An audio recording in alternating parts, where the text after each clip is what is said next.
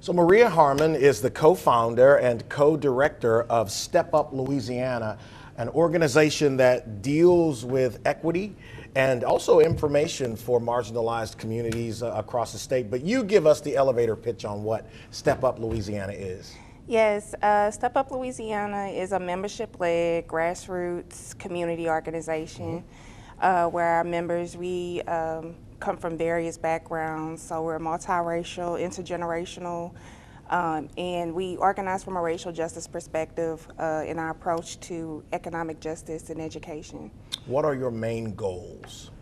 Our main goals are to organize a base of parents to advocate for themselves and their children.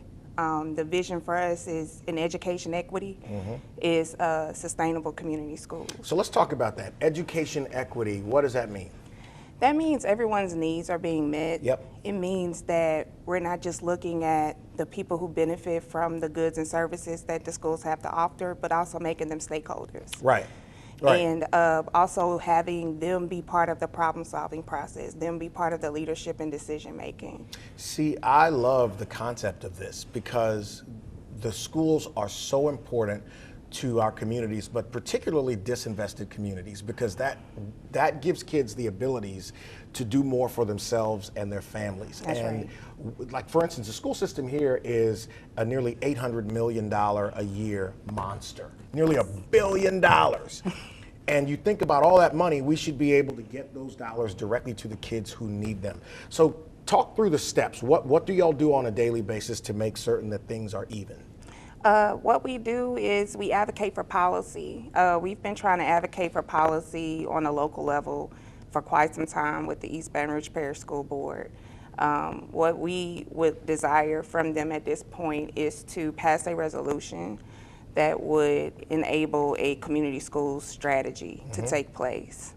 We actually had the model operating for like a year and a half. Okay.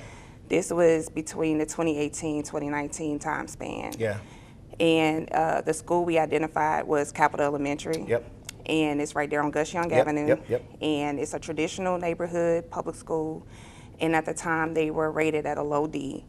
And the principal, Ms. Johnson, I really commend her for her leadership around that time because she's the one that sought resources and made the ask for the model to take place. And I was there for when they presented the idea to the parents. They had over 100 parents in the space. Wow. And she presented the data and information of where the school was. And she asked them, hey, we have this model. They did a great presentation about it. And that night, they made the buy-in. The parents said, we want this. See, that, again, you get the parents involved, and then the parents care about what happens to their kids. This is not something that we could say is just an option that we don't have to take seriously. This is a must. Yes. You got to do this. Yes. What's your biggest roadblock? The political will right now. I'll say this because the model is no longer operating right now at this time. And the thing that makes the model work is having a community school coordinator to administer the needs assessment and to also do an assessment of all of the assets in the community to take advantage of partnerships with the local businesses, partnerships with healthcare providers, youth mentor, youth development organizations where you actually have the building operating year-round. But during those summertime months, you have your partners who actually administer services outside of the building. Quickly, I got less than 30 seconds. Should we have school year-round? Not academically, but there should be some sense of resources year-round because the needs of families and students are year-round. It doesn't take a pause. Get you back here, and then I want you to do the audio podcast as well. Okay. All right, stepuplouisiana.org, just like it sounds, stepuplouisiana.org to learn about how you can support this amazing work being done by Maria and her team. Back to talk film industry next.